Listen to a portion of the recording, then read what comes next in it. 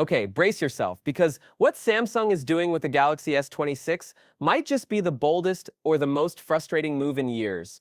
We're not just talking about shiny upgrades or camera tricks, this is about who gets the real power under the hood and who doesn't. And depending on where you live, your S26 might be a beast or just slightly less of one. Welcome back, viewers! James here. If you're into cutting-edge tech and behind-the-scenes updates, make sure to like, share this video, and hit that subscribe button so you never miss a drop. So, here's the deal. Samsung is apparently splitting the Galaxy S26 lineup once again between two processors, the homegrown Exynos 2600 and the Snapdragon 8 Gen 4, or possibly what insiders are now calling the Snapdragon 8 Elite 2. Sounds familiar? Yeah, because we've seen this play out before, and it didn't end well for European users. Now here's the plot twist. Samsung actually wanted to go all in on Exynos this year. Seriously, the original plan was to power every S26 worldwide with their new 4nm Exynos 2600 chip. But guess what? Low yield rates and production hiccups slammed the brakes on that idea. So now, only selected regions, mainly Europe, are getting Exynos. Everyone else? Snapdragon, baby! You might be wondering, how different can they be?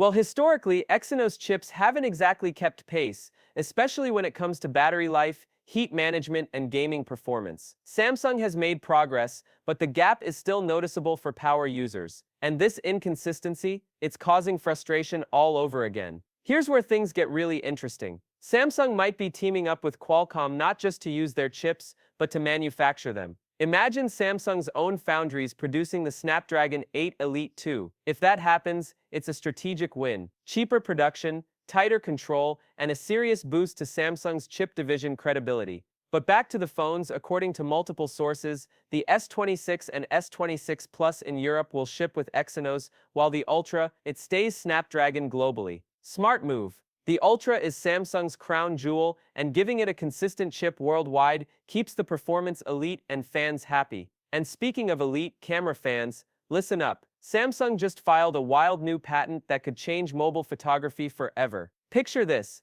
a Galaxy phone with real replaceable lenses. Not those gimmicky clip-ons, but actual integrated lens modules that attach and talk to the phone natively. You could switch zoom ranges, adjust aperture, and maybe even swap in specialized optics. Imagine a DSLR-like experience in your pocket. Vivo's tried something similar, but Samsung's scale and expertise could make this mainstream. If they pull it off, Ultra models from 2026 onward could completely rewrite what a smartphone camera can do. Meanwhile, there's a bit of behind-the-scenes drama. Rumor has it Samsung lost around $400 million by skipping the Exynos 2500 for the S25 series. That's a major hit. And partly why they're pushing Exynos 2600 now, at least where they can afford to. But here's the kicker. Most everyday users probably won't notice massive performance differences between chips. Social media, calls, browsing, they all run fine. But hardcore fans and spec heads, oh, they notice. And they care.